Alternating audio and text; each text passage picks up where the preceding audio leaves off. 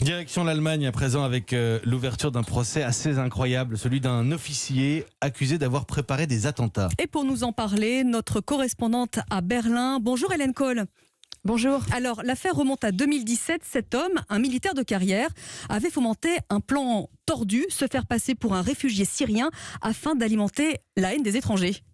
Oui, et pour que ce plan soit parfait, le lieutenant Franco Albrecht vivait une double vie entre la caserne de Illkirch en Alsace, où il stationnait avec son bataillon de la brigade franco-allemande, et un centre de demandeurs d'asile en Bavière, où là, il était enregistré sous le nom de David Benjamin, un soi-disant juif syrien persécuté par Daesh. En parallèle, il avait rassemblé des armes, des munitions, des explosifs, et il avait une liste de cibles, des personnalités politiques de gauche et des figures du mouvement antiraciste allemand.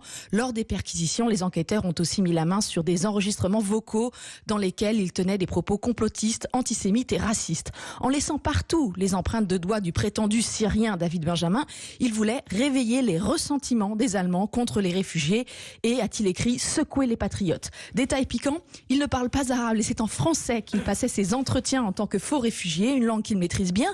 Il a fait une partie de ses études à Saint-Cyr et d'ailleurs en 2014, ses formateurs français avaient repéré sa fascination pour le nazisme et ils avaient prévenu sa hiérarchie à la Bundeswehr qui lui avait mis un avertissement.